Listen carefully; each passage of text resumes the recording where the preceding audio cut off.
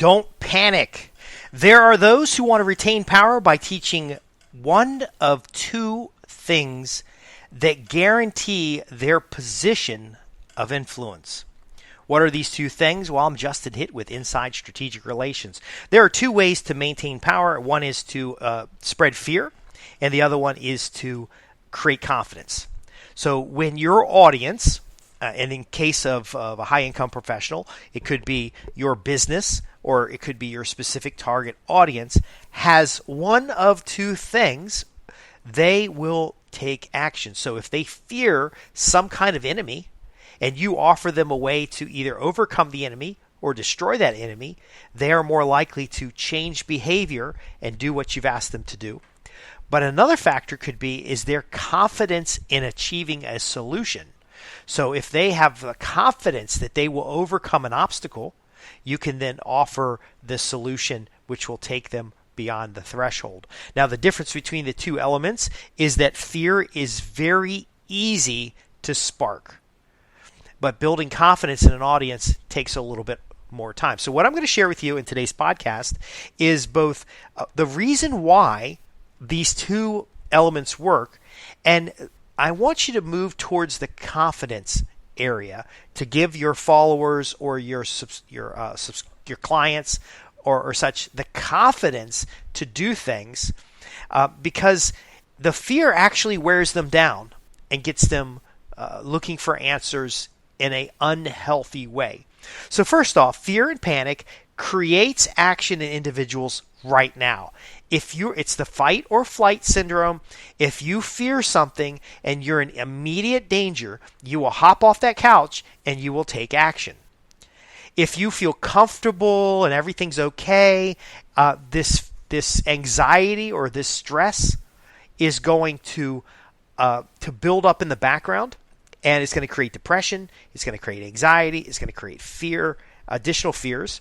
And you won't stop to think about why the fear is there, but you will consume food, consume pharmaceuticals, consume clothing. All the mass market items are likely to be comfort food. Think about this.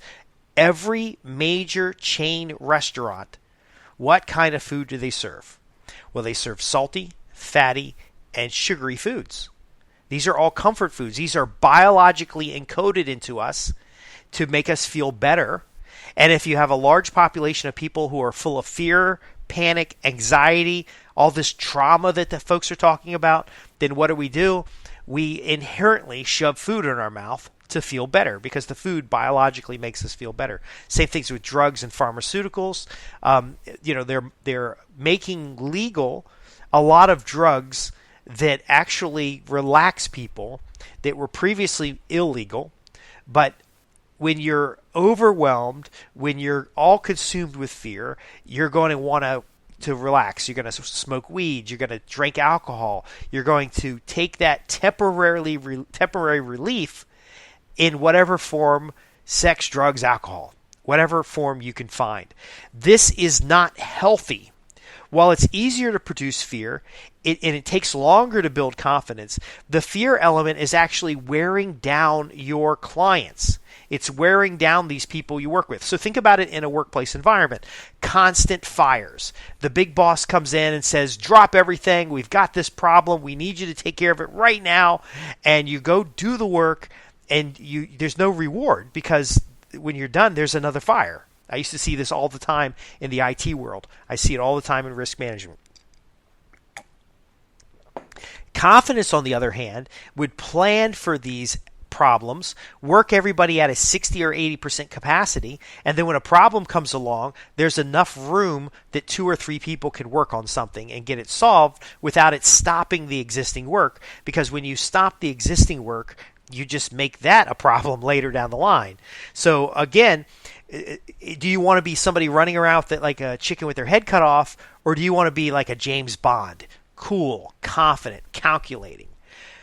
I'm going to advocate the cool and confident versus the chicken with your head cut off, because I'm also advocating your plan to be implemented versus someone else's plan to be implemented. See, the basis of strategic relationships is what are the outcomes that you want to create? who are the people that need to be involved in order to reach that outcome, and how can we create a mutually beneficial situation so that other people are working towards your outcome. Now, they're going to get something of value too, but they're working towards the outcome. And in this case, not because of the fear of missing out, not because of the fear of getting left behind, not because of these other fears that are very common in marketing, and they do work, don't get me wrong, but because they have the confidence that you're the leader that they need to get behind, that you're the person who's going to lead the way. You're going to lead the field, as Earl Nightingale used to say, because they have confidence in your ability and they have confidence in your delivery. Now, again, you may not have confidence in these things and you may fear that you'll be found out, but that's another aspect that we could talk about at another time. The fear is not healthy. When fear raises emotions, it doesn't solve problems. It only pushes the problems down the line. Now, if you're running a giant conglomerate and you need millions of people to eat hamburgers and French fries and stuff that is not healthy for them, but is very cheap for you to produce, then you need a population of fear. Unfortunately, what we're seeing in the United States and what we're seeing in other countries is that this fear is becoming overwhelming. It's creating depression and anxiety. It's creating other things, and people aren't going to fix that because pharmaceuticals are profiting from it. See, it's almost like if you can be the pillar of the community and you can be focused and you can move towards specific outcomes, that if everybody around you who is non-consequential, that's the whole livestock theory of government, and they are out there panicking and freaking out, there'll always be an opportunity for you. But I'm arguing it's not healthy. I'm arguing that eventually somebody's going to snap and shoot people, or somebody's going to snap and poison a bunch of people, or someone's going to snap and make a mistake and a bridge is going to collapse. And if we take the approach that we are focusing each day on meaningful outcomes and we're building the confidence in individuals that they can succeed, that ultimately they will take the right actions over time and we'll all have better results.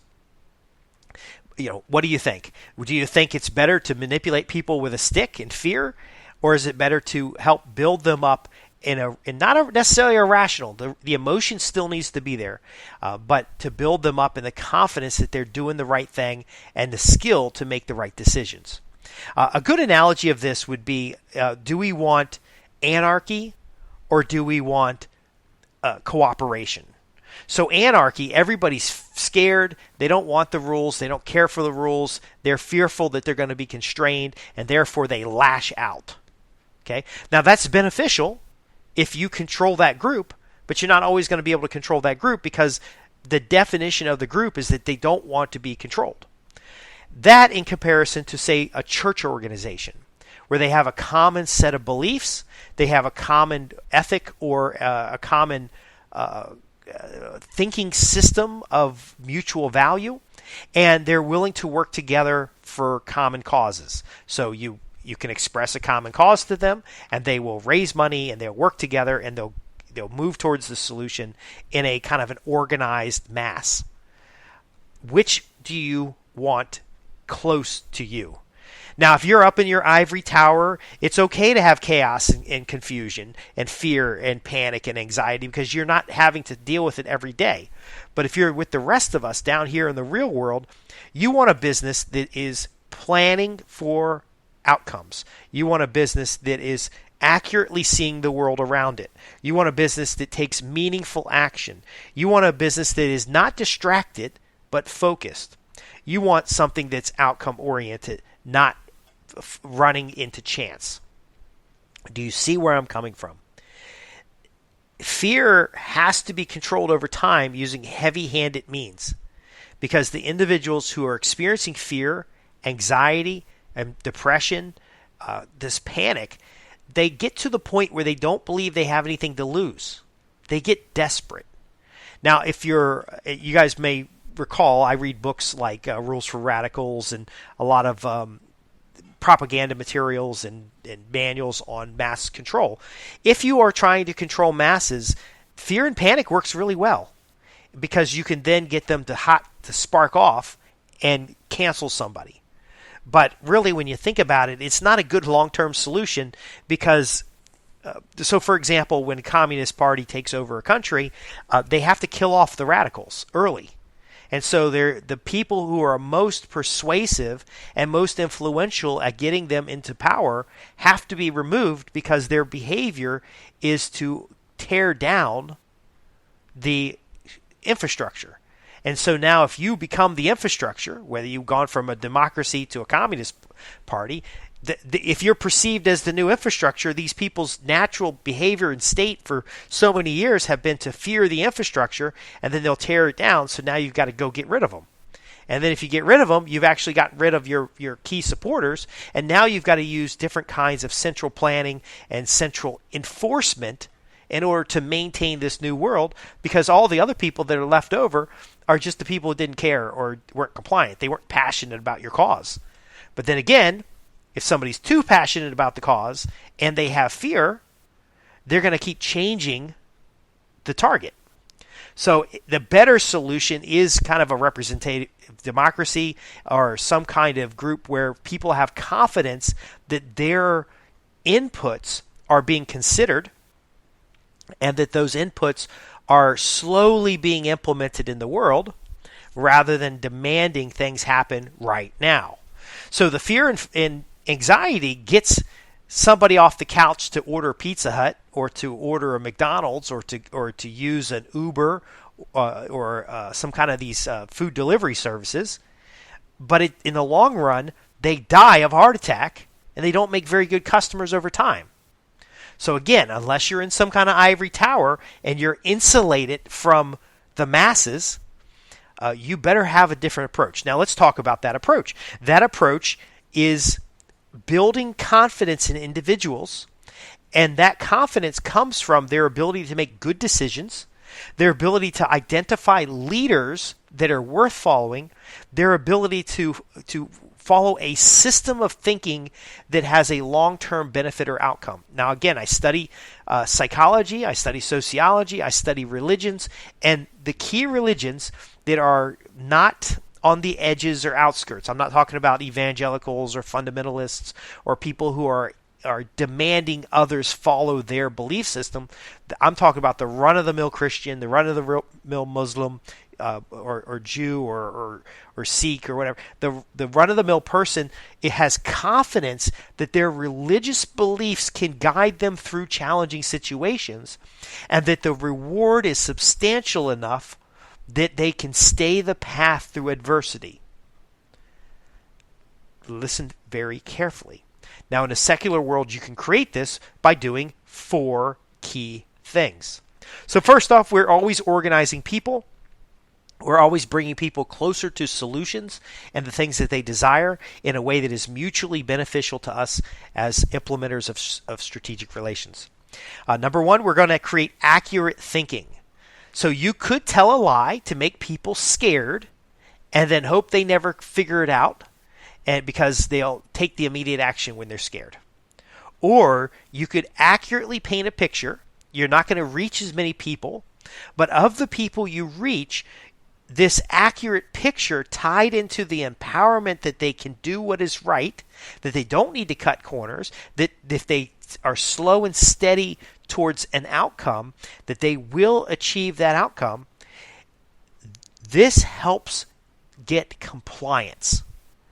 They aren't going to be looking for other solutions. They will be confident the solution you're offering is valuable because they can access the solution themselves to see, is this the right solution for them? So this is a sales method that helps with how to make a buying decision rather than how to plug a meaningless hole in your life. So how to stop, it's the wardrobe planning versus the next outfit. What's interesting about accurate thinking is there are certain types of people that reject it. They really want the sensation. They really want they're almost addicted to the drama.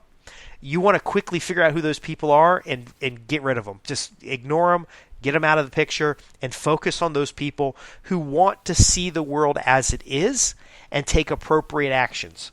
Number 2, a meaningful action. So you can order a pizza or you can meal plan and have a better meal when you're ready to eat.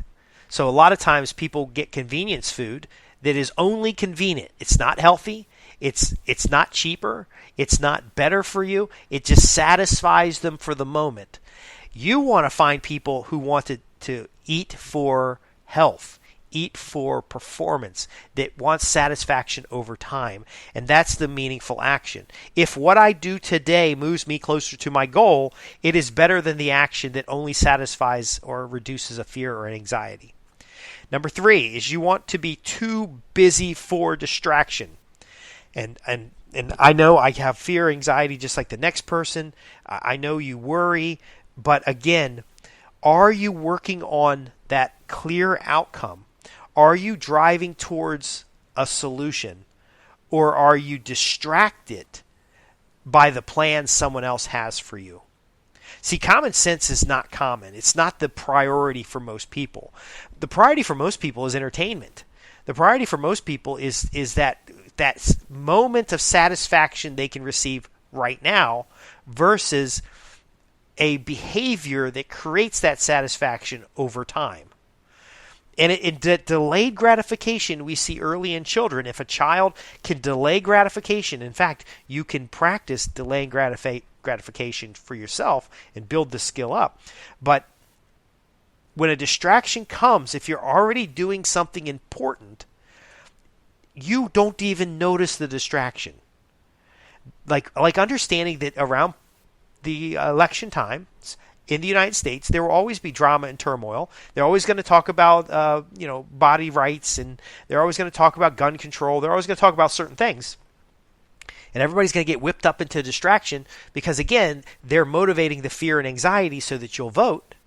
If you understand this is the way it is, and you use accurate thinking, and you take meaningful actions, and you're busy working on solutions, you're more likely to vote for the candidate that's not a complete idiot. And you're likely to move towards results. Now, number 4 is be outcome oriented. See, all 4 of these elements work together. If you have a clearly defined outcome that you're moving towards, and you're taking meaningful action each day, and you have an accurate picture of your current situation and your prospective situation in the future, and you're busy taking action, you're not going to be distracted. You're not going to be fearful. You're not going to be concerned because you will be able to measure your current state against the desired outcome state and be moving forward. Now, I understand this. There's not a lot of people who think this way. And I do understand it takes time and practice and maybe even coaching for you to shift from a fear-based mindset to a confidence-based mindset. And I also want to acknowledge it's easy to be overconfident or over-fearful.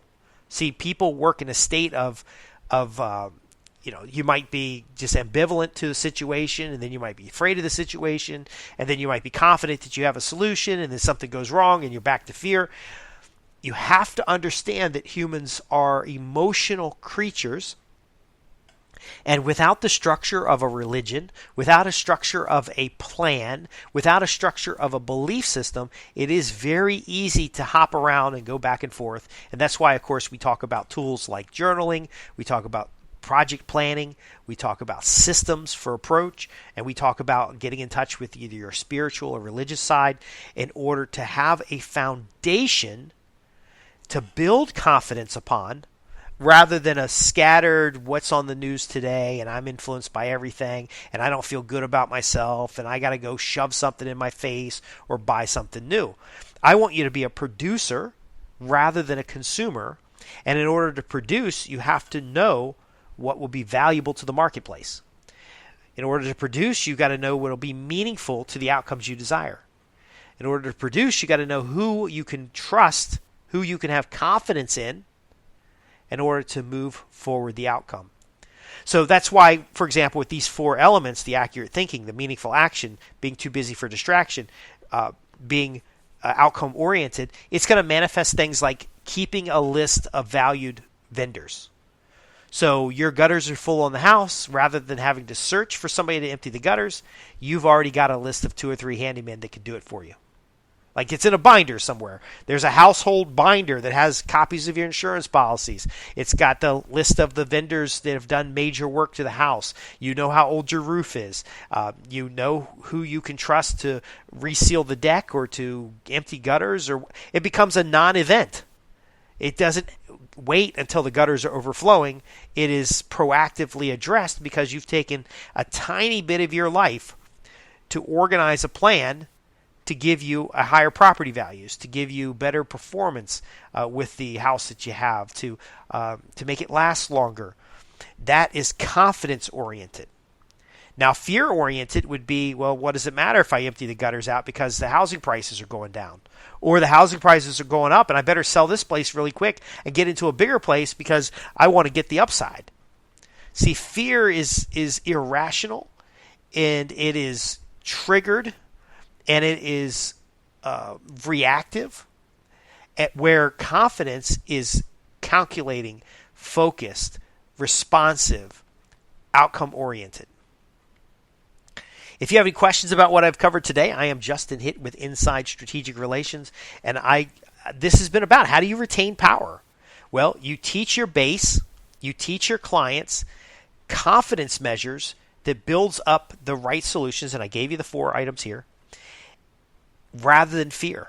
Now, yeah, you can motivate them with fear, and it's okay to put a little bit of fear in there here and there as long as you address that fear with a plan, because otherwise you'll attract people that are only scared and only anxious and only depressed, and you know if you get enough of them, you can make money, but they don't tend to be the cream of society. They tend to be those that are suffering. And unless you're in the business of alleviating suffering, so for example, religions will find people who are distressed and fearful, and they'll give them confidence through either a belief system or through a messiah or through some kind of religious teaching. And then out the other end of that tends to be more confident individuals who are more stable, who are more healthy, who are more outcome oriented. That's really what we're talking about applying here in your business life. We're talking about applying it here in your career so that you become the pillar of the community, the person people turn to, the people trust, like, and do business with. If you have any questions about what we've covered here, you can ask them in the comments. You can visit www.insidestrategicrelations.com. And if you want to work on the application of this, from time to time I do have consulting slots available, and we can work on a project. I have a number of resource materials and programs that can help you implement these plans. But again, go with the confidence. Eliminate the fear. The confidence is what's going to help you be more of a James Bond, calculate, delivered, specific, outcome-oriented. I'll see you in the next podcast.